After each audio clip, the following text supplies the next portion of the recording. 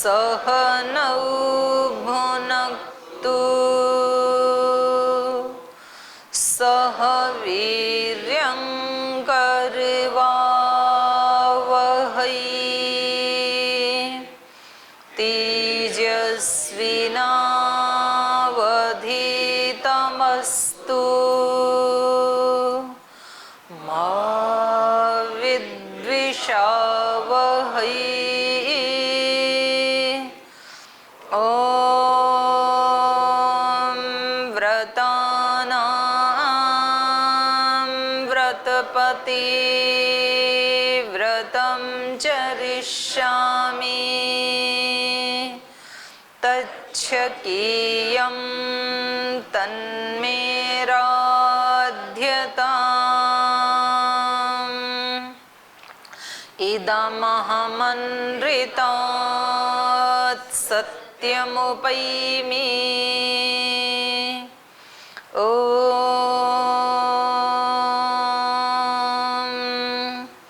शान्ति शान्ति शान्तिः।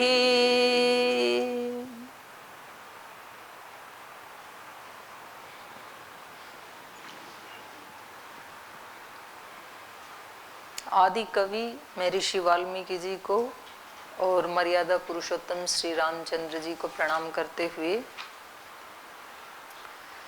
रामायण के बालकांड में एकादश सर्ग में हम 12 नंबर श्लोक से आगे पढ़ेंगे।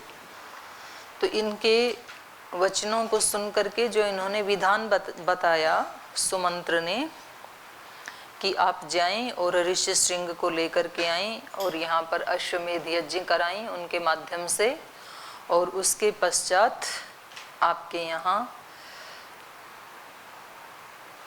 यशस्वी पुत्र की प्राप्ति होगी आपको। तो उनके बातों को सुन करके और उन्होंने अपने गुरुजी से महर्षि वशिष्ठ जी से आज्ञा लेकर के और उनको ये सब वृत्तांत सुना करके और अपनी अंतःपुर से तीनों रानियों को साथ लेकर के प्रस्थान किया।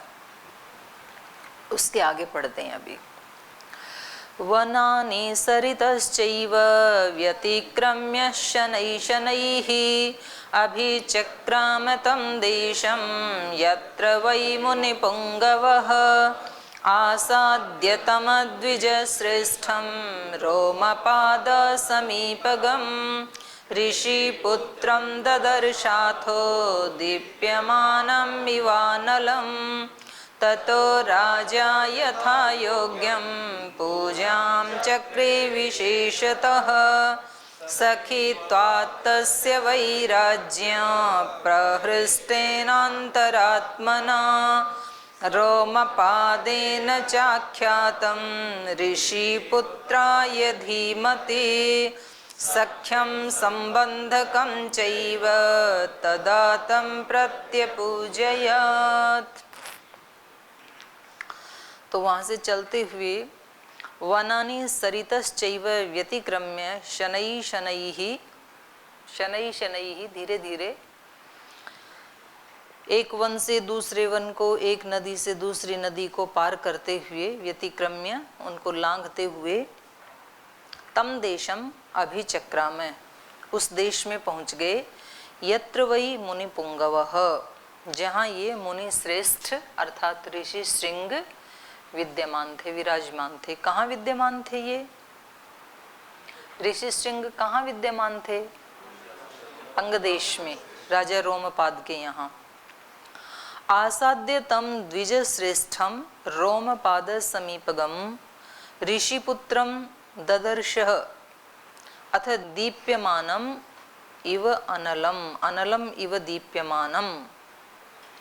तो वहाँ पहुँच करके, आसाद्य वहाँ पहुँच करके, तम द्विज श्रेष्ठम उस द्विज श्रेष्ठ अर्थात ऋषि श्रृंग को, रोमपाद समीपगम जो कि रोमपाद के पास ही थे, वहीं बैठे होंगे राज दरबार में।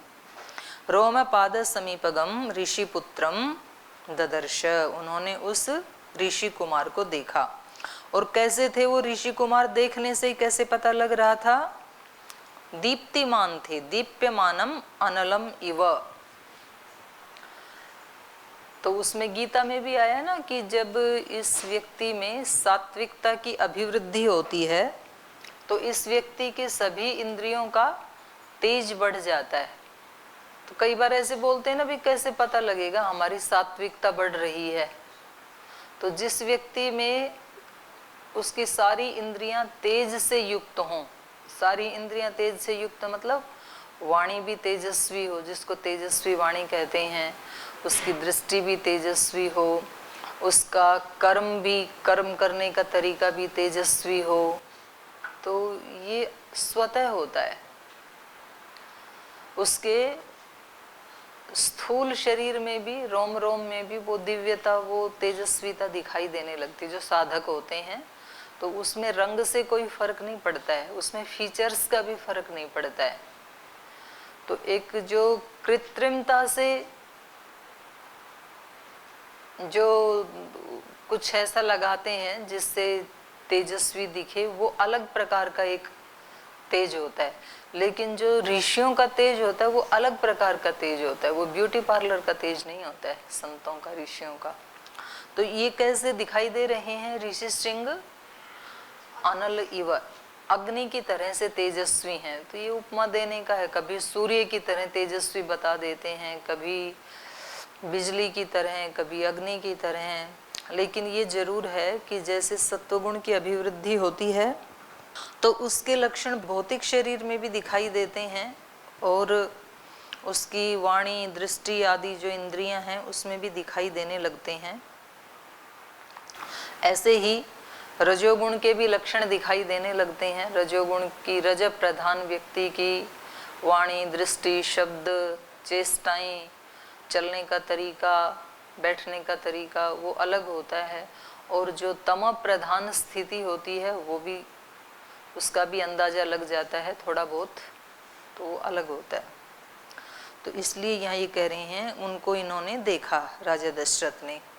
वो वहीं बैठे हुए थे रोमपाद के पास, और उनको देखने से ही, मतलब कभी कभी जैसे किसी को पहली बार देख रहे हैं और उसके बारे में सुना है, तो फिर उसको देखने से जब तक उसका पक्का कंफर्म नहीं हुआ तो भी उसके लक्षणों से पहचान लेते हैं कि शायद ये ही होंगे। तो ऋषि श्रृंग के बारे में इन्होंने सुना था, तो वहाँ बैठे देख करके ही इन्होंने ऐसे अंदाजा लगा लिया, अनुमान लगा लिया ये ही ऋषि श्रृंग होंगे, क्योंकि उनका जो शरीर है वो, उनका जो ललाट है वो तेजस्वी था नल की तरह। जैसे हनुमान जी जाते हैं लंका में तो वो रावण के अंतःपुर में भी देखते हैं, और जहाँ महिलाएं कहीं उनको दिखाई देती हैं, सब जगह देखते हैं कि सीता माता कैसी होंगी। और फिर वो ऐसे देखते देखते ना मन में वो अनुमान से ऐसे सोचते हैं कि वो, उनकी तो अनन्य प्रीति श्री राम के चरणों में है। तो यहाँ जो ये महिलाएं हैं, इनके हाव भाव को देख के तो ऐसे नहीं लगता है कि ये कोई अंदर से परेशान है। जैसे वो श्री राम से उनका वियोग हो गया तो उनकी स्थिति तो कैसी होनी चाहिए, थोड़ी दुखी होनी चाहिए, परेशान होनी चाहिए, शोक में निमग्न ऐसी स्थिति होनी चाहिए। लेकिन ये तो बिल्कुल नॉर्मल है, प्रसन्न चित्त हैं, तो ये तो सीता माता नहीं हो सकती हैं। तो ऐसे ढूंढते ढूंढते फिर वो अशोक वाटिका में जाते हैं, तो वहाँ जब वो देखते हैं सीता माता को, तो वो अनुमान लगा लेते हैं कि जरूर यही सीता माता होंगी, क्योंकि वहाँ उनके हाव भाव से, उनके चेहरे से, उनके आसन से, उनके वस्त्रों से ये पता लग जाता है। तो खुशी का भी, गमी का भी, तेजस्विता का भी, निस्तेजस्विता का भी अंदाजा लग जाता है। तो वहाँ उन्होंने उनको पहचान के और फिर उसी पेड़ पे ऊपर बैठ करके श्री राम के गुणगान करना शुरू किया कि अगर सचमुच ये सीता माता होंगी तो रिएक्शन करेंगी इन शब्दों को सुन के। और वही हुआ, उनका अंदाजा ठीक ही निकला। आगे, ततो राजा यथा योग्यम पूजाम चक्रे विशेषतः। तो जब ये इनके दरबार में आए तो यहाँ पर राजा, राजा का मतलब है यहाँ पर रोमपाद, जिनके यहाँ ये आए हैं, तो राजा रोमपाद ने विशेषतः यथा योग्यम पूजाम चक्रे। तो राजा रोमपाद ने एक राजा को, एक राजा का जैसे सम्मान करना चाहिए तो उसको कहेंगे यथा योग्य। तो यहाँ रामायण से भी हमें ये पता चल रहा है कि हमें व्यवहार कैसा करना चाहिए, लोक व्यवहार कैसा करना चाहिए, यथा योग्य करना चाहिए। एक जैसा नहीं हो सकता है व्यवहार कभी भी। तो हम ऐसे सोच लेते हैं कभी कभी, जी यहाँ तो हम सन्यासी हैं, हमें किसी से कुछ चाहिए नहीं, तो यहाँ पर कोई मोदी जी आते हैं तो उनका इतना स्वागत किया जाता है, हमें क्या लेना है किसी से, जैसे बोलते हैं। तो सन्यासी हैं, क्यों किसी के सामने उनका इतना स्वागत क्यों करें। और कोई दूसरा सामान्य व्यक्ति आता है तो ऐसा स्वागत नहीं करते हैं। तो ये तो भेदभाव है। इसका मतलब इनके संतत्व में, ऋषित्व में प्रतिष्ठा नहीं है, ऐसे सोच लेते हैं कभी कभी हम। लेकिन ये उचित नहीं है, क्योंकि एक जो राष्ट्र का राजा है उसके साथ राजा जैसा ही व्यवहार करना चाहिए। अगर कोई सन्यासी है तो सन्यासी जैसे व्यवहार करना चाहिए, ब्रह्मचारी है तो ब्रह्मचारी जैसा, बच्चे के साथ बच्चे जैसा। भाव तो एक जैसा हो सकता है, सबके साथ होना भी चाहिए। भाव तो ये है कि सब आत्माएं हैं। तो इसलिए फिर गीता ने उससे उल्टा बता दिया कि शत्रु और मित्र के साथ एक जैसा भाव, सम कहा ना वहां पर, समय लोष्टास्म कांचन, मिट्टी में और सोने में भाव एक जैसा हो सकता है। भाव एक जैसा मतलब दोनों ही भगवान की बनाई हुई वस्तुएं हैं, लेकिन वो सोने को भी मिट्टी माने और मिट्टी को भी सोना माने, ऐसे कोई बुद्धू तो नहीं होता है ना, योगी ऋषि। उसको पता है सोना सोना है, मिट्टी मिट्टी है, लेकिन उसके प्रति भाव दोनों के प्रति ये होगा कि दोनों ही भगवान की बनाई हुई कृति हैं, तो अपनी अपनी जगह दोनों ही भागवत हैं। तो यथा योग्य व्यवहार ही होता है लोक में। कई बार हम ऐसे सोच लेते हैं कि जी ये यदि आचार्य हैं तो इनको समान व्यवहार करना चाहिए। भाव तो समान होना चाहिए, क्योंकि सब आत्माएं हैं, सब विद्यार्थी हैं, सब छात्र हैं, सब शिष्य हैं, लेकिन व्यवहार तो यथा योग्य होता है। अगर व्यवहार यथा योग्य नहीं होगा तो वो अपने आप में ही फिर एक अन्याय हो जाता है। एक विद्यार्थी अत्यंत पुरुषार्थ करता है, अत्यंत श्रद्धा से, भक्ति से व्रतों का अभ्यास करता है, तो उसको तो सम्मान मिलना ही चाहिए, क्यों नहीं मिलना चाहिए। यही यथा योग्य व्यवहार है। और एक व्यक्ति यदि आलस्य करता है, प्रमाद करता है, अपने नियमों का, स्वधर्म का, स्वकर्म का श्रद्धा से पालन नहीं करता है, तो उसको तो ताड़ना मिलनी ही चाहिए, क्यों नहीं मिलनी चाहिए। तो कभी कभी उसके प्रति उदासीन हो जाना आचार्य का, यही अपने आप में एक ताड़ना है। ताड़ना का मतलब ये थोड़ी है कि डंडे से ही पिटाई की जाए। अगर हमारे बड़े हमारे प्रति उदासीन हो जाते हैं, प्रीति का भाव नहीं रखते, ये भी अपने आप में एक दंड है। तो हमें चेकअप करना चाहिए कहीं ना कहीं अपना, कि हम उस कृपा के पात्र क्यों नहीं हैं। उनकी कृपा का पात्र होने के लिए अभी और क्या संशोधन, क्या परिष्कार करना है मुझे। और आप देखेंगे कि आपने जैसे ही संशोधन किया, क्योंकि एक्चुअली ये रामायण का पाठ ऐसा है कि चित्त वृत्तियां शांत हो जाती हैं बिल्कुल। और मैंने शुरू में भी कहा प्रशांत चित्त होकर के सुने, तो वो इतना प्रशांत हो गया कि प्रशांत होने के बाद या तो नींद आएगी या तो ध्यान लगेगा, दो ही काम होंगे। तो आप सो करके भी सुन तो सकते हैं, कोई बात नहीं, अवचेतन मन में तो जाएगा पाठ, लेकिन अभी चेतन से ही सुन लो, नहीं तो परंपरा गलत पड़ जाएगी, सब सो के सुनने लगेंगे फिर। तो मैं ये बता रही थी कि व्यवहार एक जैसा नहीं होता है। तो हम जब हमें ये लगता है कि कुछ मेरे को और चाहिए एडिशनल, अपने से बड़ों से, माता पिता से, गुरुजनों से, अपने मित्रों से, समाज से, हमें ये लगता है कि ऐसा मेरे साथ होना चाहिए, तो हमें फिर उसमें उसकी पात्रता के बारे में एक बार आकलन करना पड़ेगा कि ये चीजें प्राप्त करने के लिए पात्र कैसा होना चाहिए, किसको मिलती हैं ये चीजें, और वैसा पात्र मैं हूं या नहीं हूं। और नहीं हूं तो क्या मैं बन सकता हूं कि नहीं बन सकता हूं, क्योंकि सबकी रुचि, सबकी योग्यताएं अलग अलग होती हैं। अब एक व्यक्ति के अंदर ऐसी पात्रता होती है कि उसने कभी किसी से कोई हारमोनियम, कोई तबला, बांसुरी कभी नहीं सीखा, और उसने एक बार बजाना शुरू किया और उसको आ गया, तो उसके अंदर वो संस्कार थे। एक व्यक्ति वर्षों तक भी ट्रेनिंग लेके थक जाए तो भी उसको गाना बजाना नहीं आ सकता है। एक व्यक्ति दंड बैठक लगाने लगता है, थोड़े दिन, 1-2 दिन तो हाथ पैर दुखते हैं, उसके बाद वो शुरू हो जाता है और उसका बल बढ़ जाता है। और एक व्यक्ति इतना दुबला पतला है कि वो वर्षों दंड बैठक लगा ले तो भी उसका 100 ग्राम वजन बढ़ेगा नहीं। पहलवान नहीं बन सकता, पहलवान सब नहीं बन सकते हैं, लेकिन ईश्वर की कृपा के पात्र सब बन सकते हैं, भगवान की कृपा के पात्र सब बन सकते हैं, गुरुजनों की कृपा के पात्र, माता पिता की कृपा के पात्र सब बन सकते हैं। तो उसके लिए हमें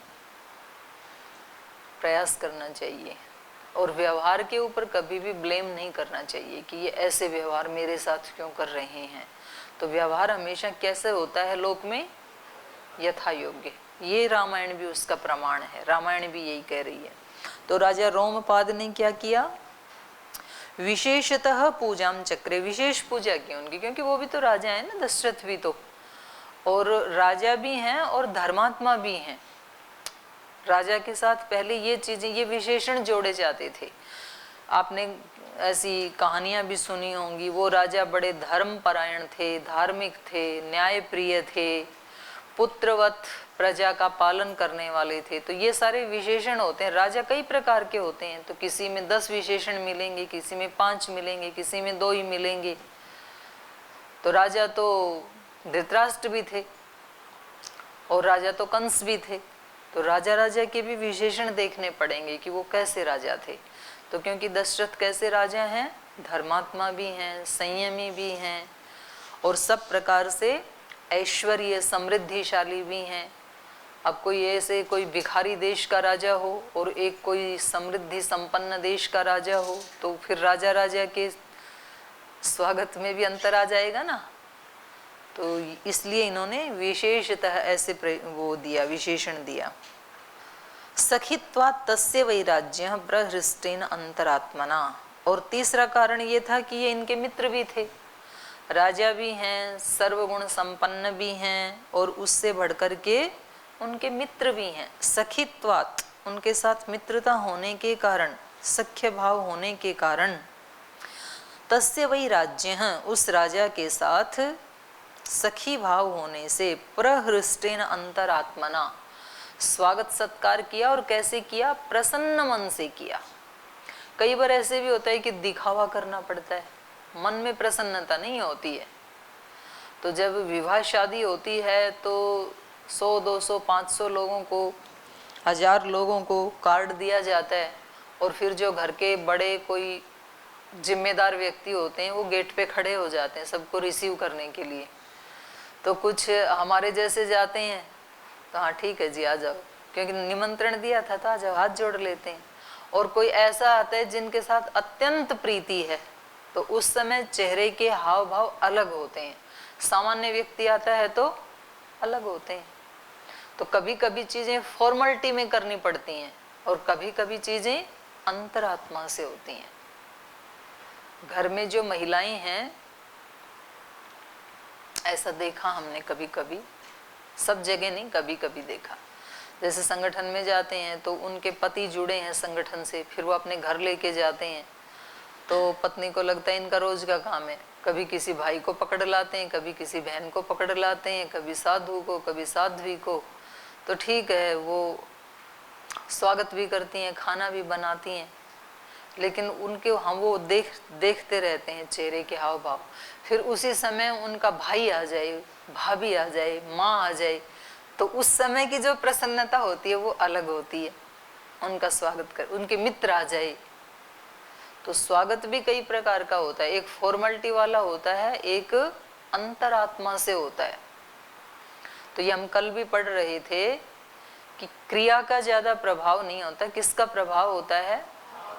भाव का ज्यादा प्रभाव होता है, और वो कई देर रहता है। आप कोई भी क्रिया करेंगे ना, जैसे मान लो आपने कोई गलत क्रिया की, कोई गलत काम किया आपने, तो वो काम तो आपने 2 क्षण में कर दिया, 1 मिनट में कर दिया, लेकिन उसका प्रभाव ऐसा होता है कि शाम तक आप दुखी रहेंगे। आप उसको भुलाना चाहेंगे कि जो हो गया हो गया, अब आगे चलें, लेकिन वो जो उसका प्रभाव है, जैसे यहाँ कोई चूहा मर गया, छिपकली मर गई इस कमरे में, आपने उठा के डाल दी, बात खत्म। बात खत्म होती नहीं है ना, वो जो दुर्गंध फैली वो दोपहर तक रहती है यहाँ पे, तो इसको बोलते हैं प्रभाव। यहाँ के कोई कहे कि भाई क्या ही की स्मेल आ रही, बोल जी यहाँ सुबह उसको उठा के तो डाल दिया था, लेकिन उसको उठा के डालने के बाद भी स्मेल बच गई है, इसका प्रभाव रहेगा। तो प्रभाव दोपहर तक रह सकता है, शाम तक रह सकता है, जैसी उसकी स्थिति थी उस वस्तु की वैसा रहेगा। तो हम कोई क्रिया करते हैं, ध्यान आपने सुबह 1 घंटा किया और ध्यान इतना एकाग्रता से, इतनी श्रद्धा से, इतनी भक्ति से आपने प्राणायाम किया, ध्यान किया, तो ध्यान तो 7:30 बजे खत्म हो गया, प्राणायाम आसन तो खत्म हो गया, लेकिन उसका प्रभाव दोपहर तक या शाम तक रहता है, फिर जिस दिन अच्छे से करते हैं। क्यों? क्योंकि क्रिया तो वही की थी, लेकिन वो कैसे की थी? आपने ऊंचे भाव से की थी, श्रद्धा के भाव से की थी, भक्ति के भाव से की थी। तो कुछ कुछ चीजें हमें जीवन की अविस्मरणीय रह जाती हैं, कुछ चीजें तो हम भूल जाते हैं, लेकिन कभी कभी अत्यंत श्रद्धा से किया हुआ कार्य या अत्यंत घृणा द्वेष आदि से किया हुआ कार्य हमें याद रहता है। जैसे कई बार योग निद्रा करवाते हैं और उस समय निर्देश दिया जाता है कि आप अपने जीवन की उन घटनाओं को याद करें जब आप अत्यंत उच्च चेतना में थे, जब आप बहुत प्रसन्न थे। तो आपके स्मृति में कितनी घटनाएं आएंगी? 10, 15, 20 मुश्किल से, नहीं तो 2-3 में ही सिमट जाएगा बस। व्यक्ति को मतलब याद ही नहीं आता है कि अत्यंत प्रसन्न कब था मैं, ढूंढना पड़ता है। तो मुश्किल से 2, 4, 5 घटनाएं याद आती हैं, क्योंकि उस समय आपका चित्त एकाग्र था, श्रद्धा से युक्त था, तो वो अमिट छाप पड़ गई चित्त के ऊपर, उसको नहीं भूल सकते हैं आप। और आपसे पूछें कि आप अत्यंत दुखी कब थे, उसको याद करें, वो भी 2-3 ही याद आती हैं, बाकी तो भूल जाते हैं, क्योंकि वो रूटीन में चलती है, हमारा चित्त एकाग्र नहीं होता है, हमारा भाव वैसा नहीं होता है। तो इससे पता लग रहा है कि इन्होंने ये जो इतना जोरदार स्वागत किया, तो इसके पीछे कारण हैं। एक तो वो राजा हैं, दूसरे वो सर्वगुण संपन्न हैं, तीसरे उनके मित्र हैं, तो इसलिए उनका स्वागत उन्होंने अत्यंत प्रीति पूर्वक किया। प्रहृष्टेन अंतरात्मना रोमपादेन चाख्यातम ऋषिपुत्राय धीमते, और उनका स्वागत करके रोमपादेन, रोमपाद के द्वारा राजा ने इनको भी उनका परिचय करवाया। ऋषिपुत्राय धीमते चाख्यातम, जो ऋषि पुत्र हैं, मेधावी हैं, धीमान हैं, उनको भी बताया कि ये महाराजा दशरथ हैं। सख्यम संबंधकम चैव तदा तम प्रत्यपूजयत, और ये मेरे मित्र हैं और इनके साथ हमारा पुराना संबंध है। इन्हीं की पुत्री शांता, जो इनकी औरस पुत्री थी, जो हमारी दत्तक पुत्री है और जो आजकल आपकी पत्नी है, वो संबंध भी इन्होंने बताया। सख्यम संबंधकम चैव तदा तम प्रत्यपूजयत, और फिर उनकी भी पूजा की, उनका भी सम्मान किया। एवं सुसत्कृतस्तेन सहोषित्वा नरर्षभः सप्ताष्टदिवसान् राजा राजानमिदमब्रवीत् शान्ता तव सुता राजन् सह भर्त्रा विशाम्पते मदीयं नगरं यातो कार्यं हि महदुत्तमम् तथेति राजसंश्रुत्य गमनं तस्य धीमतः उवाच वचनं विप्रं गच्छ त्वं सह भार्यया ऋषिपुत्रः प्रतिश्रुत्य तथेत्याह नृपं तदा संनृपेणाभ्यनुज्ञातः प्रययौ सह भार्यया तावन्योन्याञ्जलिं कृत्वा स्नेहात् संश्लिष्य चोरसा ननन्दतो दशरथो रोमपादश्च वीर्यवान् ततः सुहृदमापृच्छ्य प्रस्थितो रघुनन्दनः पौरेषु प्रेषयामास दूतान् वै शीघ्रगामिनः प्रियतां नगरं सर्वं क्षिप्रमेव स्वलङ्कृतं धूपितं सिक्तसंपृष्टं पताकाभिरलङ्कृतम्। एवं इस प्रकार से सुसत्कृतः तेन सह उषित्वा नरर्षभः। तो इस प्रकार आदर सम्मान की प्रक्रिया सब पूरी हो गई, उनका स्वागत आदि हो गया।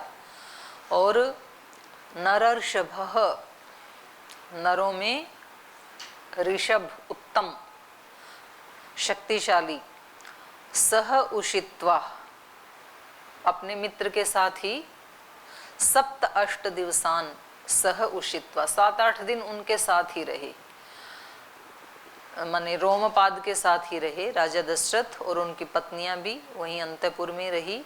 और 7-8 दिन के बाद राजा राजानम इदम अब्रवीत, राजा दशरथ ने राजा रोमपाद से इस प्रकार कहा कि भाई अब आतिथ्य पूरा हो गया, अब जिस काम के लिए आए थे वो क्रिया अब संपन्न होनी चाहिए।